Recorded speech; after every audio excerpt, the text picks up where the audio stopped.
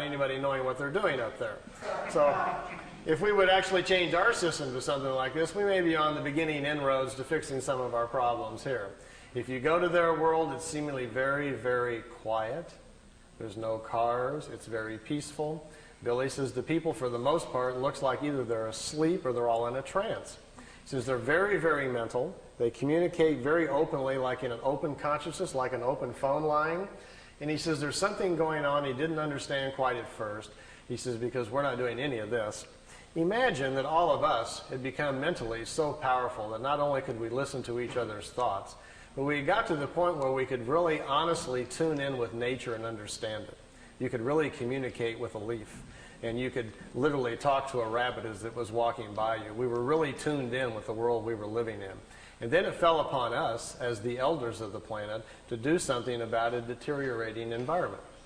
And all of us got together, and we knew the answer.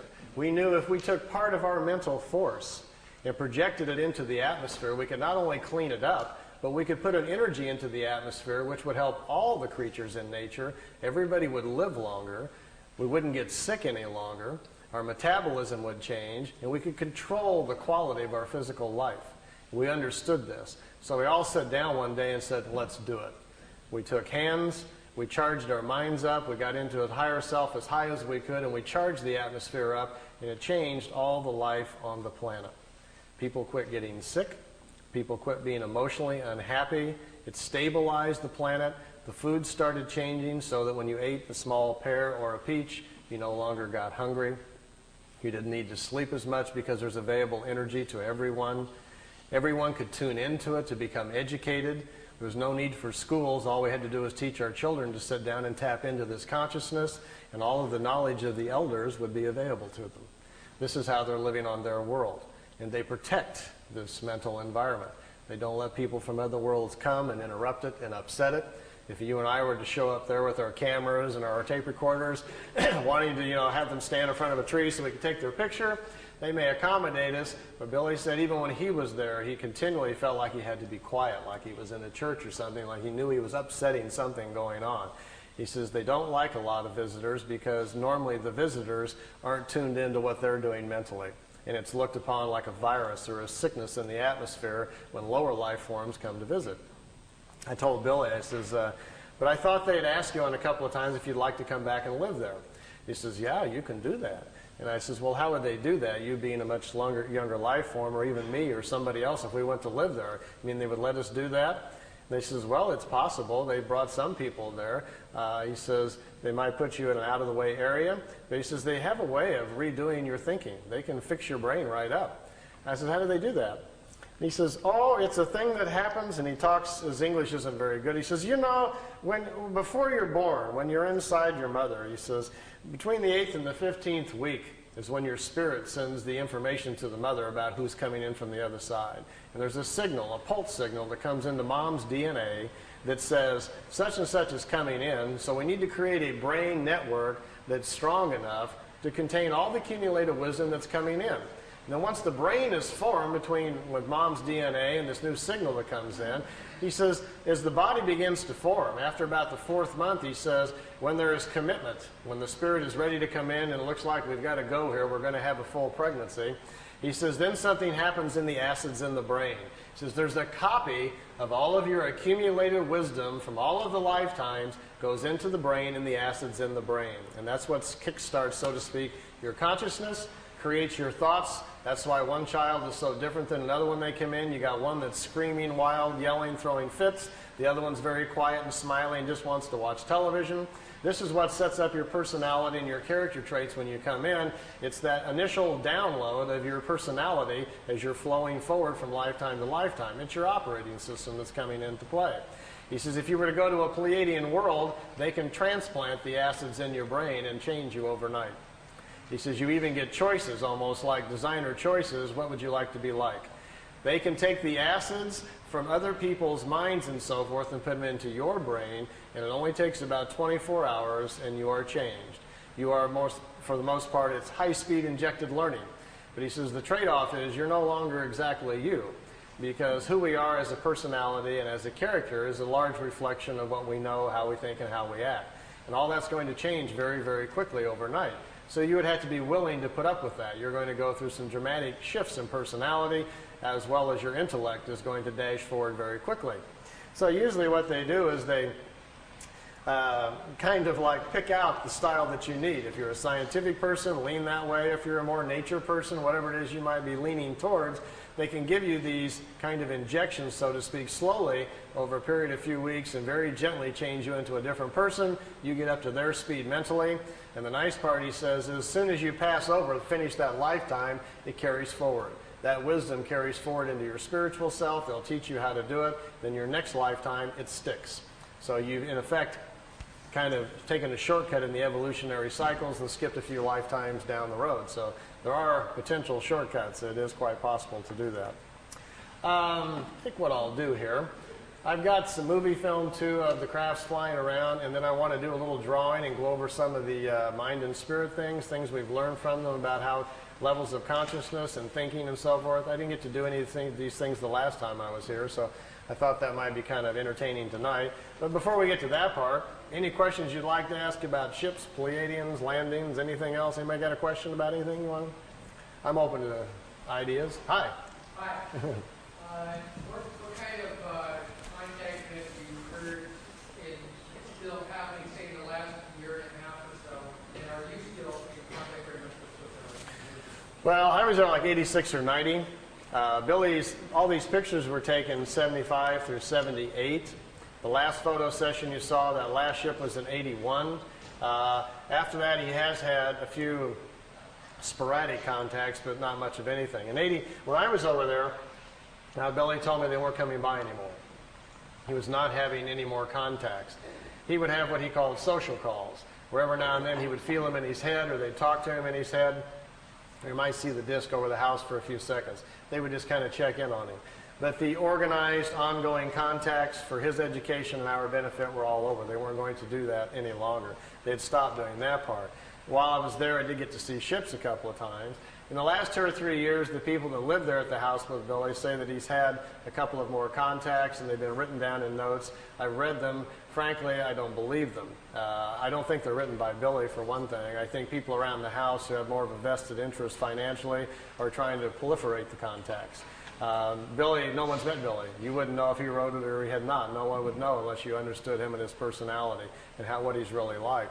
A sad situation has kind of fallen in over in Switzerland. We have a group of 24 people who own the rights to Billy now. They have since 1984. It's an organization called the FIGU. I was a member for 3 years. The FIGU is in charge of all of the information. Billy doesn't read the mail or do anything anymore. He's just not that healthy. They have got into a situation where they have discovered they can make money by selling the information. And now it's $10,000 for a franchise fee if you want to start a FIGU study group, and $680 a year for members to pay dues to mail over to Switzerland. And when they found out they could get into that and money started coming in, things have shifted. So we have a situation where the human element has come into play, and we don't have this warm, cozy little spiritual environment over in Switzerland any longer that used to be there 10, 15 years ago. So it's become kind of a machine now.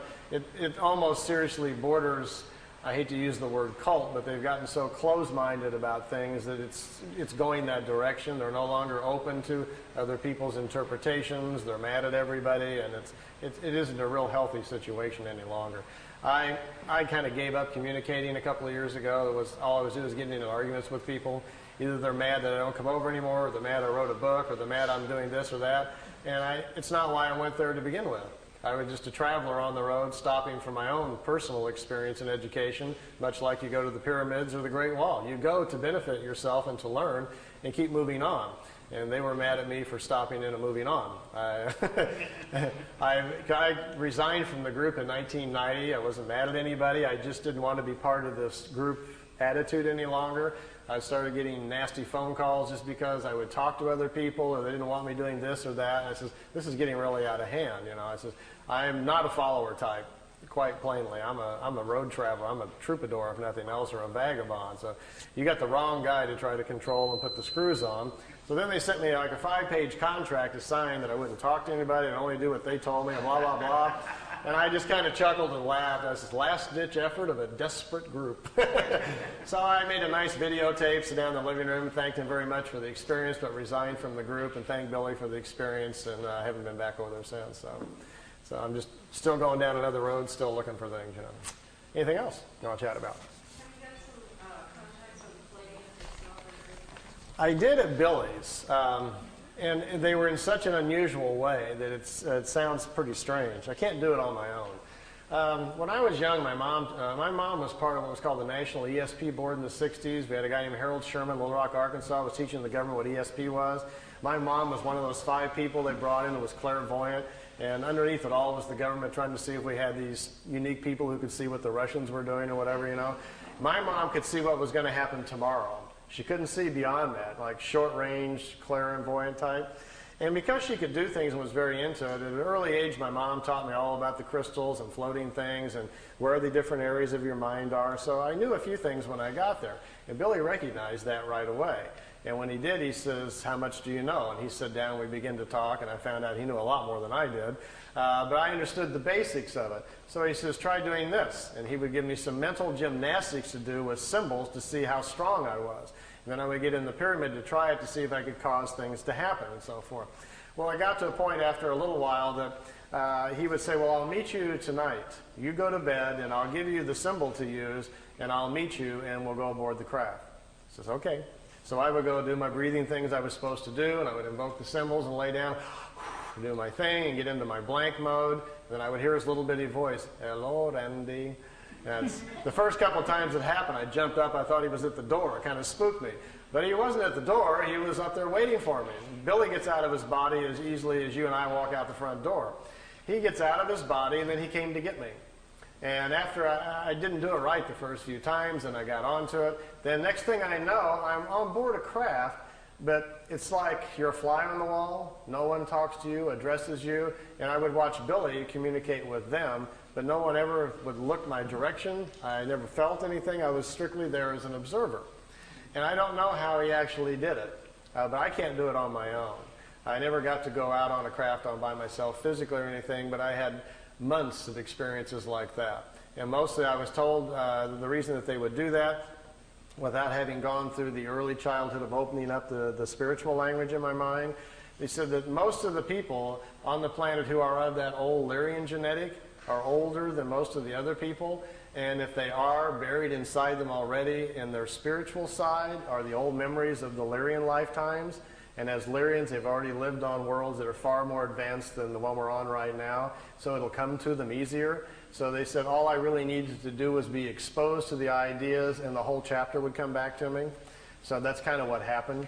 And with me, Billy would just give me a few things and kind of grin and says, "You got it?" And I'd say, "Yeah." He says, "Go outside and figure it out." I'd go sit down and think about what he talked about, and I could walk back in and explain it to him for 3 hours. Stuff just started coming back very fast.